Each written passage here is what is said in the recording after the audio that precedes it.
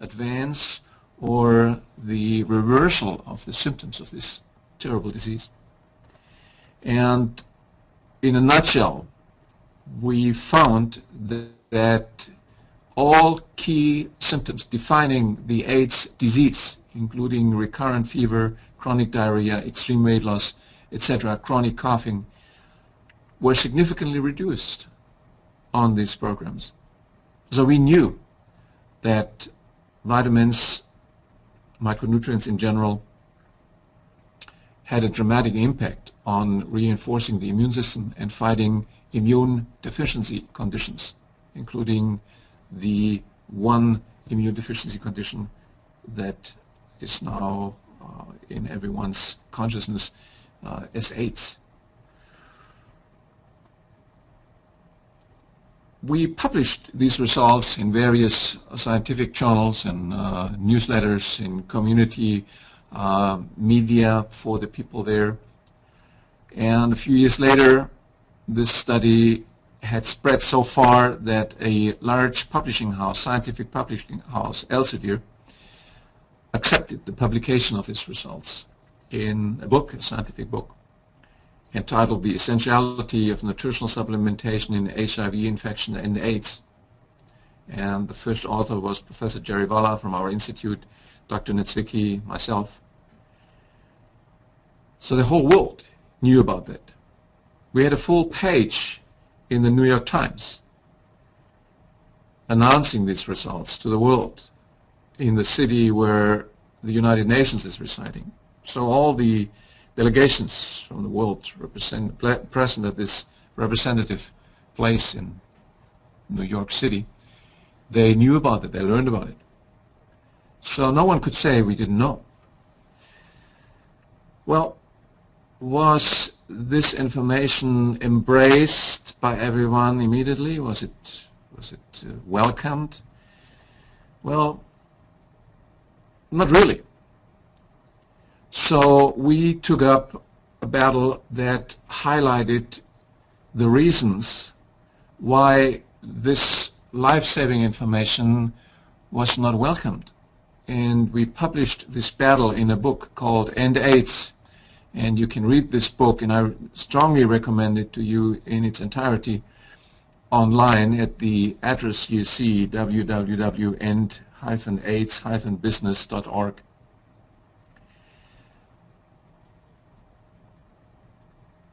The subtitle of this book reads, Breaking the Chains of Pharmaceutical Colonialism.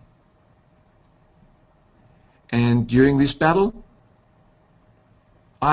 we as an organization, we understood that the pharmaceutical business with disease is one of the most effective and one of the most malicious forms to keep dependencies between the rich and the poor countries. One of the most effective and pervasive forms of what is called neo-colonialism.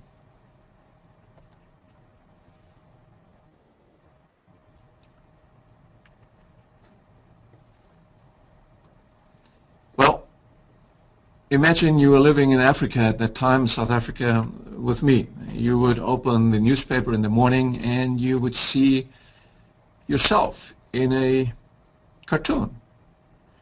This one from 2005 shows myself, or I think someone tried to portray me, together with the Minister of Health of South Africa at that time, Dr. Tshabalala Mzimang. And you read what the artist, or the so-called artist, was putting in the mouth of the minister. A fellow doctor who shares my position on HIV/AIDS treatment, and we are both sitting on a mountain of skulls, allegedly people we killed by promoting micronutrients and vitamins to them and alerting them about the terrible side effects of ARV drugs, which is nothing else than chemotherapy in pill form.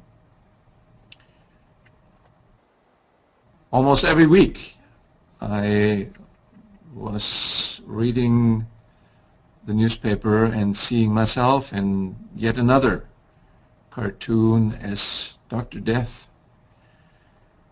the bride of Jackie, meaning in this case it's the Minister of Health is my bride, listening to me on, or to our work, I should say, in the battle to save millions of lives. And that's specific for the interests we are fighting.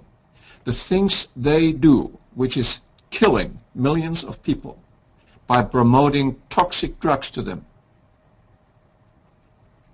to take the finger and point away from their crimes into the people who bring the solution, in this case us. That's very typical.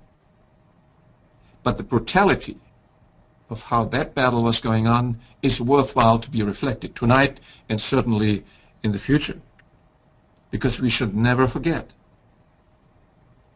that if now the epidemic of AIDS can be controlled by one day, if the number of AIDS affected people will decrease, that this battle didn't come at an easy price. It had to be fought like many other battles we have been fighting too.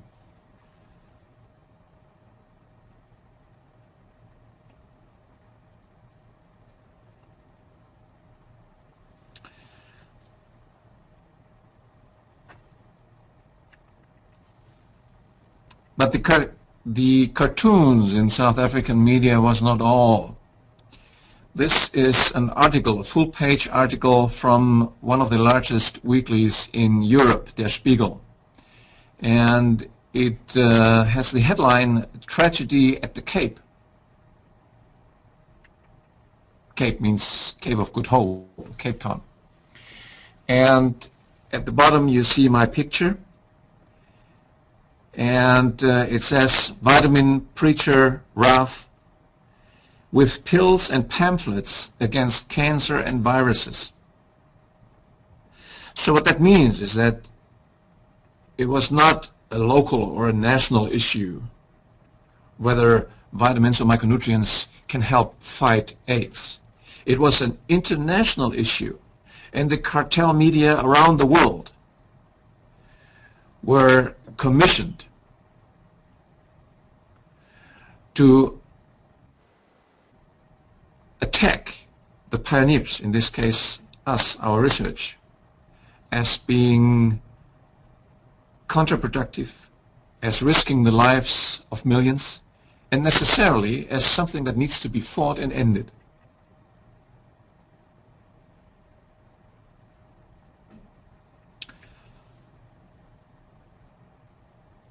I think we can wait to see whether Der Spiegel now apologizes and informs its readers about the scientific reality of 2014 and from there on.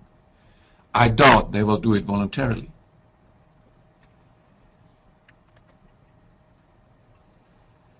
But now it is evident to all, we were right all along. This article in JAMA, it's not the first one. There were earlier articles that also confirmed our work. But this one is a landmark moment. It's a watershed event because of where it was published, in this opinion-leading journal. And it will and can serve as a reference for all of us, no matter where we live. If we are being asked about who's Dr. Rath, I read in Wikipedia this and that. We say, wait a minute, you are not up to speed. Let me inform you, let me enlighten you. So this article, this moment, now, right now when I talk to you, is a moment of confirmation that we were right, a moment also of vindication. It gives us the responsibility to spread the truth, and it is also a call to action for all of us to continue despite all the adversities that will be put in front of us. So from now on we can truly emphasize that sentence. Join us, join the pioneers of something new, And we can use this battle against AIDS as an example. Everyone will understand the discrepancies between this JAMA article and the caricatures, for example. But this battle that we are fighting in the area of health is by no means unique in history. I collected a few analogies for you tonight that tell us it's been there all along. Every time there was a change in history that was propelling mankind forward, the status quo was trying to intervene. There was Edward Jenner, the Englishman, who first vaccinated against pox with cowpox. This picture from 1796 showed the first vaccination. And of course, the courage of this man saved millions of lives. Was he embraced by his contemporaries, by the status quo at that time? Of course not. Here you see a picture, 18th century caricature. Remember caricatures? This one by the anti-vaccine society. So there was a society specifically founded to fight this vaccine breakthrough. And as you can see in this picture, if you look at the arms of those people depicted in the front, you can see cows growing from their arms or from their bodies as a result of vaccination with cowpox, allegedly.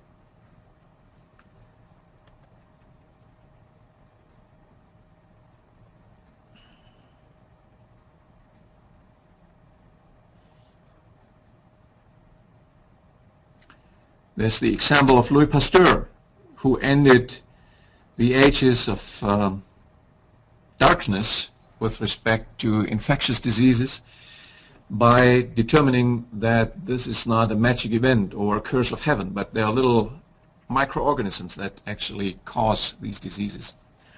Was he welcomed by his contemporaries, by the status quo of the 19th century? Of course not. Here is a 19th century caricature published by the status quo of its time to fight Pasteur's discoveries. In this case, you see a patient tied up with his arms to a chair and Pasteur coming with a big needle trying to do harm to these patients.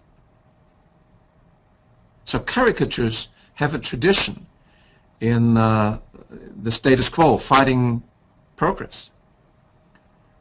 The same goes for the next example. It's not just related to science or medicine, it also relates to transformations in society.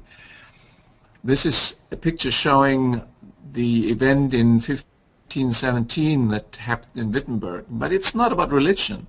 It's what came from that event, and that is the translation of the Bible led to the translation of just about any book published in Latin until that time, now being published in German, English, in the spoken languages.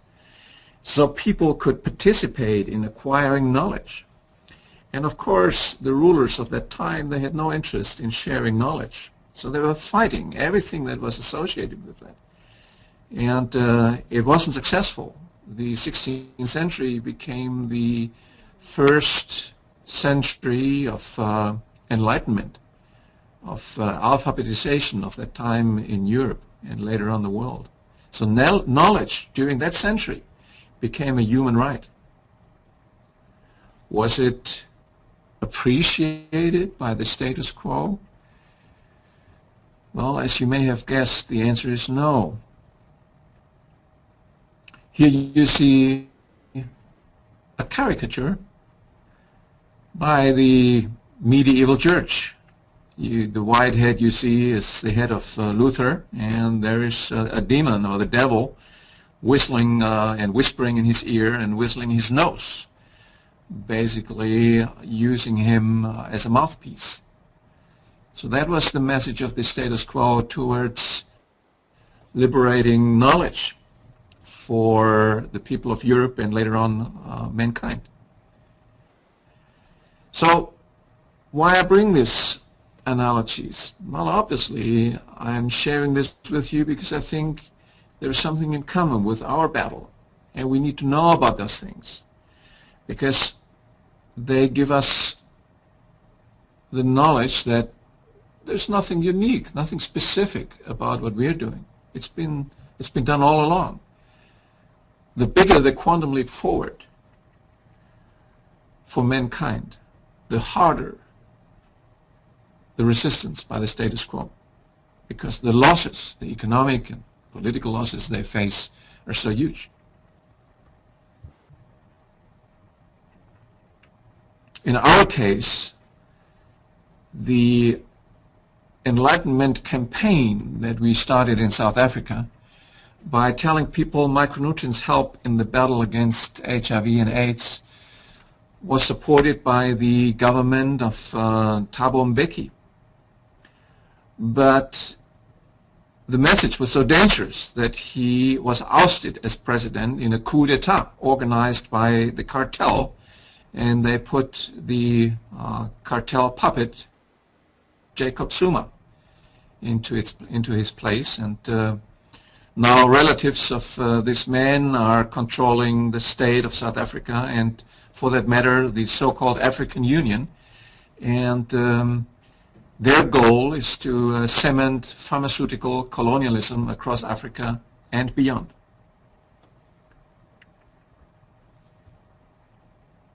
And then came Wikipedia. Wikipedia is nothing else than the status quo's attempt to control the truth in the age of the internet. So just like the medieval churches were claiming a monopoly on the truth, and were fighting everyone who dared to challenge the truth as a heretic, so does Wikipedia.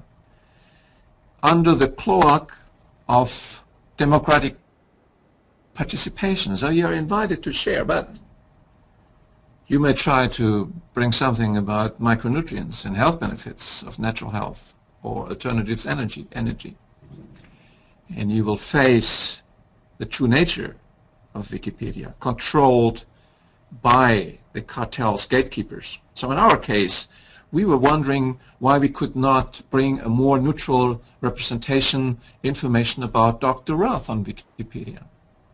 And Paul and other people were trying to change the information and make it more neutral and more factual. To no avail. Within hours, it was reversed back, and we were actually prevented access to make any changes. Now we inquired, of course, who would be that person who would deny this changes towards the facts. And it turned out there was a gentleman by the name, well, we actually don't know what his real name was, but he had a pseudonym. He called himself Must Cell. So fat cell, must cell. And when we inquired who this guy is, Wikipedia gave a small list of things that its gatekeepers need to tell about themselves. For example, what qualification you have as a gatekeeper for the information on Wikipedia. So Mustcell wrote about his qualification to make medical judgments. He said, I'm an avid aficionado of Dr. House. You may remember the TV series that's being aired worldwide from this drug-addicted doctor, Dr. House. So, in other words, he didn't even say, I'm a doctor, or I'm a professor, or I'm a scientist who is working for Wikipedia. No. We don't know his name. And he ridicules the world community of Wikipedia readers by saying, well, I don't need even to tell you my qualifications. I'm watching TV. That's enough to say Dr. Rath is a heretic, is a person that is responsible for the death of millions of people.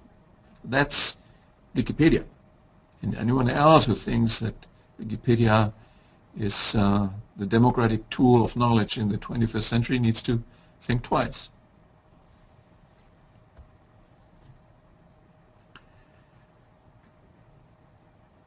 Well, that brings me to a sort of summary here, a movement of life. Who will expose the global lies and spread the truth if not us?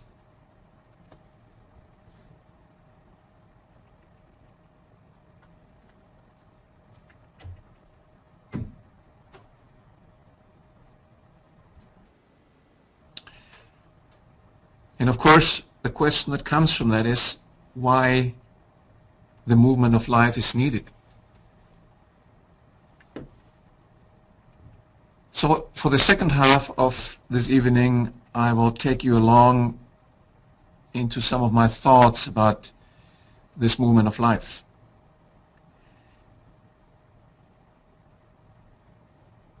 It started in Auschwitz, and I will refer to that later on. But first, I would like to share with you a graph that summarizes on one page what our battle is about. For about a century and a half, the chemical, petrochemical, which means oil, pharmaceutical, the drug, interests are united in large interest groups on this side and on the other side of the Atlantic Ocean. We call it the oil and drug cartel. What it means is their purpose is to control society by controlling key sectors of our lives, and that is health, food, water, energy, and knowledge. We sometimes think, okay, there's the battle for natural health, and then some other group is fighting the battle for alternative or renewable energy, and then some other people, they like to keep the hands of private companies from public water supply and the anti-GMO.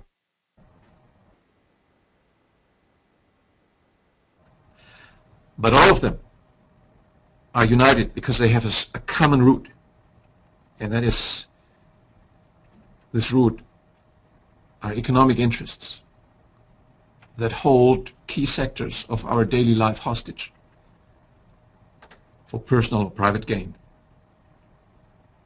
So the movement of life is needed just because of that picture. Once you understand that picture, you know that something needs to be done that creates alternatives, but also has the clear analysis that this is one package. You cannot fight and you cannot win the isolated battle for natural health. You cannot fight and you will never win an isolated battle for alternative energy. It is only together that this battle will be successful. And this exactly, this unification based on this analysis, that is the purpose of the movement of life. These interest groups, they were very early on pretty cocky about the power they have controlling nature with knowledge, meaning identifying structure of our body, of minerals, etc., rebuilding them and patenting them. So they were cocky in owning the world by being new gods. And that precisely that cockiness was the background why they hired the German Emperor Wilhelm, launched World War I, why 20 years later they hired the Nazis for world conquest and launched World War II. And because this analysis was never spread, who really was behind these world wars. This is why these very same interest groups are continuing until this very day to pursue these interests. This time not yet, with a military machinery. This time they tried with economic pressure and financial bribery. So the modern day goals of conquering the world for the cartel, they have the names free trade zone negotiations between the Brussels EU and Washington.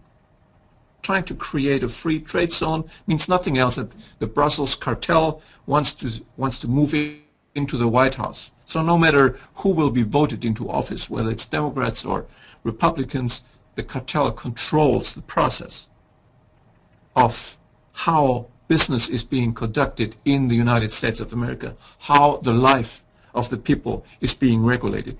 And of course they have the same goals as shown in the picture, control of key sectors of the society, this side and on that side of the ocean, Atlantic Ocean. Then there was the CELAC meeting in Chile earlier this year. So all the leaders of South America and Central America and Caribbean met with the Brussels EU guys, and they were talking about a free trade arrangement between these two areas. And then of course there was the WTO surprise agreement last week in Bali, a global trade agreement with the purpose of reducing customs. Well, who in the world would voluntarily agree to such an agreement as a developing nation? No one would, because customs are the only way for any poor nation to protect the development of its own industry. If customs are gone, the rich countries are flooding any country in the world with their products, and nothing can be done against it. So it's a Trojan horse that any poor or developing country is inviting into its countries that accepts free trade agreements with cartel countries, whether it's the Brussels EU or any other cartel country. I won't go further because much of that is being documented in the book, The Nazi Roots of the Brussels EU, and of course, as all our books, it's online too, with the title, The Nazi Roots of the Brussels EU, with hyphens in between, and you can read it there.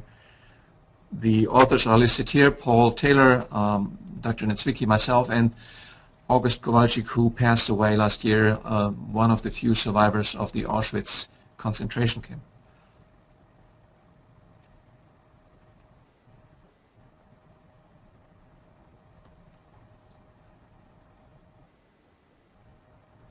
How did the movement of life start? Well, we just mentioned Auschwitz, and that's precisely where it started in 2007.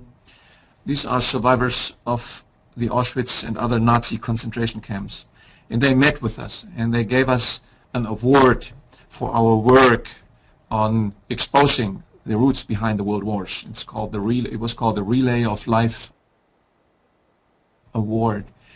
And they asked us, what are you going to do with this award? And we promised them that we will create a movement of life, not just to commemorate what happened in Auschwitz, but above all to create alternatives to the power of the cartel, so that in the future there will be no economic incentive anymore to create wars, to make them wars of conquest,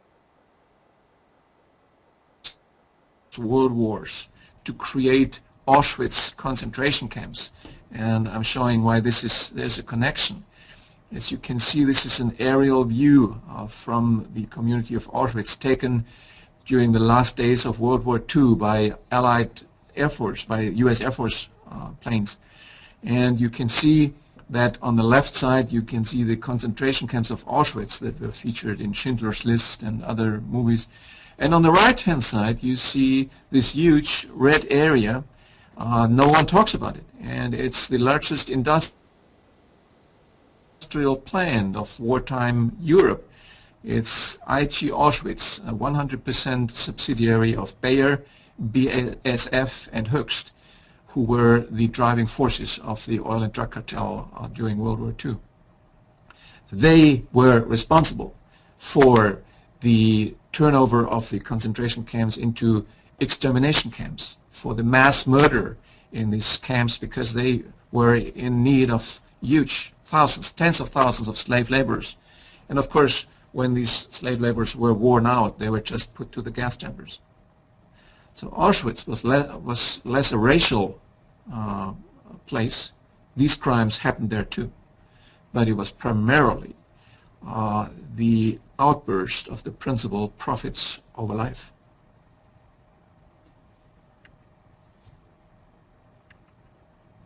And of course there's a connection between Auschwitz then and our battle today. if we face the fence of the Auschwitz concentration camp on the left-hand side, and we see the virtual fence of young people in Europe and other parts of the world.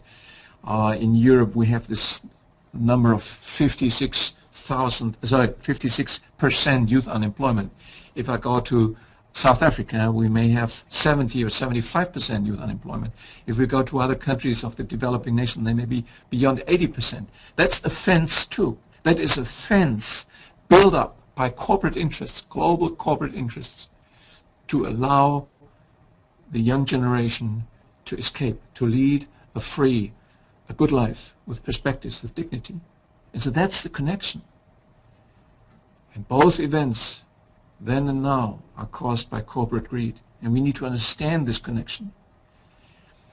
So now I'm coming to, from this analysis, from these sobering facts, to the opportunities. And they are breathtaking. The fact alone that we now have a clear evidence in a leading medical scientific journal of the world that says micronutrients are the first line of defense against the AIDS epidemic. It will eventually end AIDS as an epidemic. We may still know AIDS, but the epidemic proportions will disappear. It will break the chains of pharmaceutical colonialism, because the people, especially the young people of the developing world, not just Africa, but beyond African continent, will wake up and say, well, if you cheat on us in this area, if you risk, the cartel risks millions of people, the lives of them, why should we believe you in other areas? And because of that, it will eventually end the economic dependency of the developing world. And our long-term goal will be within reach, creating a world of health, peace, and social justice. What a fantastic vision if we understand and share the analysis of how all these things are connected.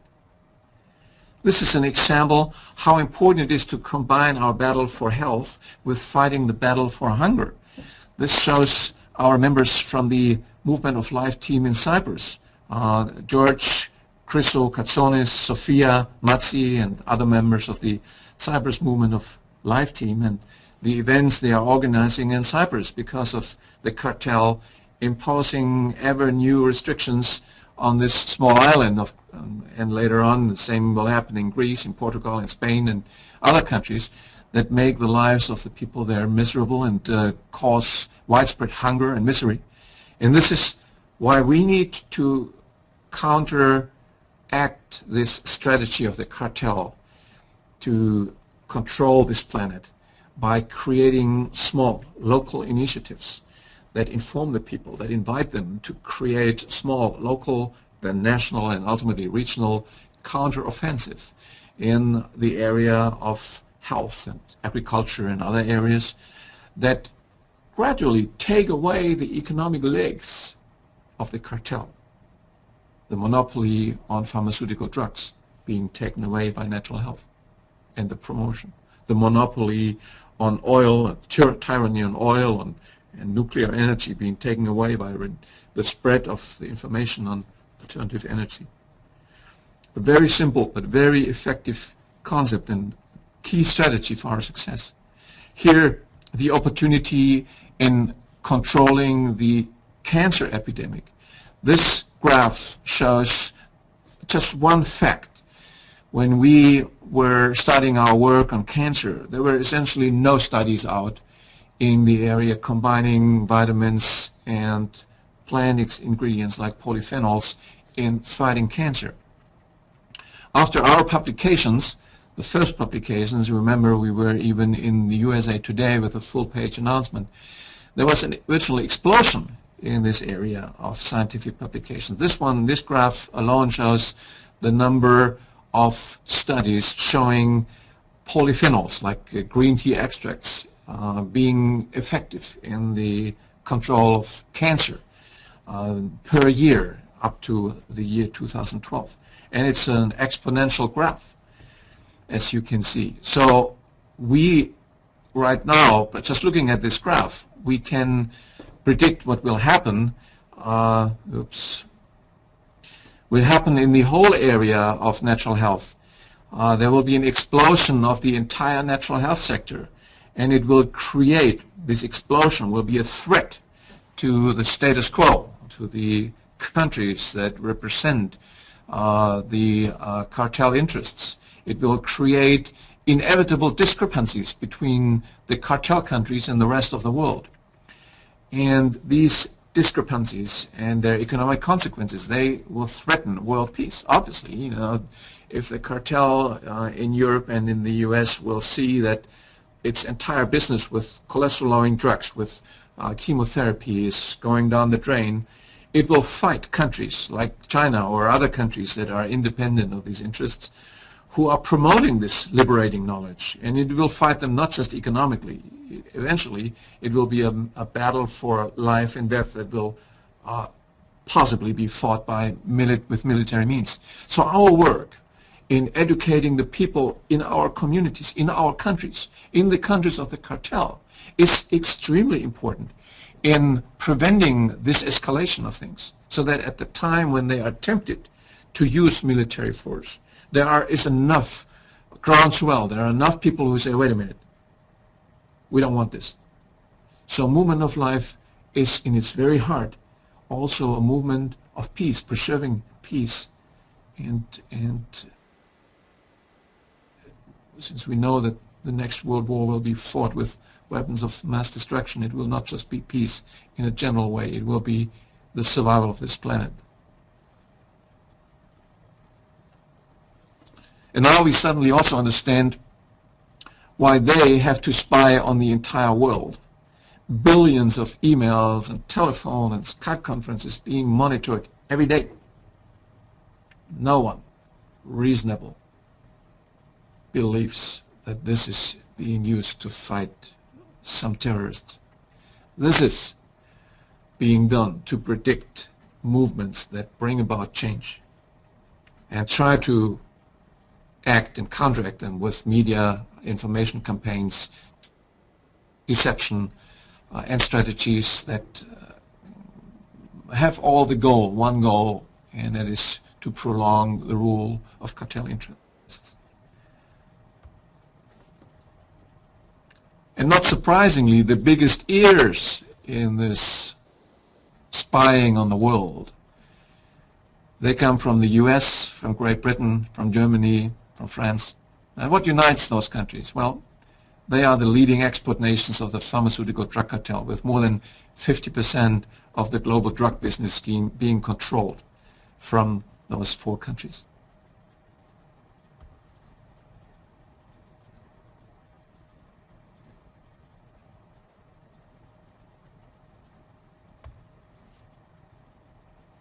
So our analysis is very simple. This entire spy program, everything that you hear about NSA doing this and that, is because they know and they are afraid. They know that change is coming. They know that there are alternatives for their oil business. They know there are alternatives of natural health, much more effective to fight cancer than anything they can offer. They know that. They know the lies about statins and just about any other drug. They know that. And they're afraid. So how do we bring about change? We don't bring it about with weapons. We bring it about with education. And this brings me back to the purpose of the website of the Movement of Life. We want all of you to participate in building this website into an online school, educating the people, the young generation of the world, in practical solutions to bring about change. Where they live, concrete, precisely, today. Not some philosophical changes that may happen in a century. Now, we want change now at the local level, just like you've seen it happening in Cyprus. And I invite personally everyone who is listening tonight to think about what you can do in your community, in your country, to bring about that change by contributing to this website and turning it into a school, online school. And in the long run, we'd like to do tests, online tests. So people who are unemployed, no matter where they live, in developing country or in developed country, they have no job, they're sitting at home. They can use their time, they can do courses and get a qualification in this or that area. And by doing that, we can shape new professions that bring about change.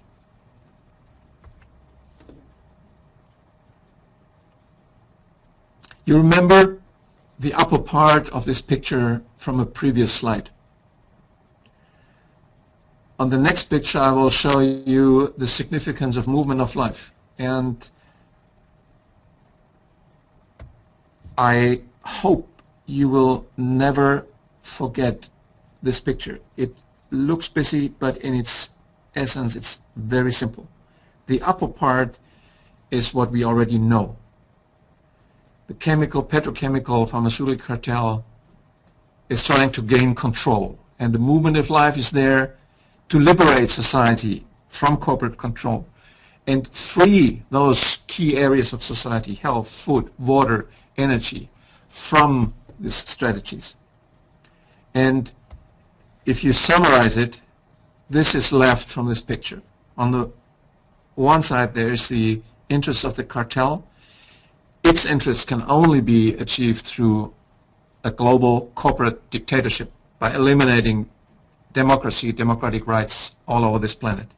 And at the other side, that's us, the movement of life and the long-term effects of our work, health, peace, and social justice, not just for this generation, but for all generations. Until now, the struggle against apartheid was one of the largest liberation movements of all time. There were many speeches given today in the stadium of Johannesburg to that effect. But we need to understand that the movement of life has criteria that deserve to be measured compared to the anti-apartheid struggle, as big as it was, as important as it was. And this battle that we are responsible for is not confined to country or region. It's not confined to a religious, ethnic, or other cause. It affects every life of more than 6 billion people living today, and it will directly affect the lives of all future generations. That is the responsibility we all have, we all share tonight.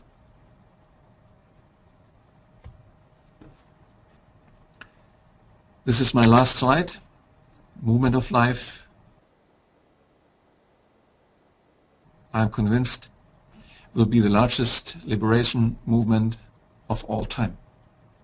I thank you for your time, for your efforts to make this movement successful, and I give the floor to Paul.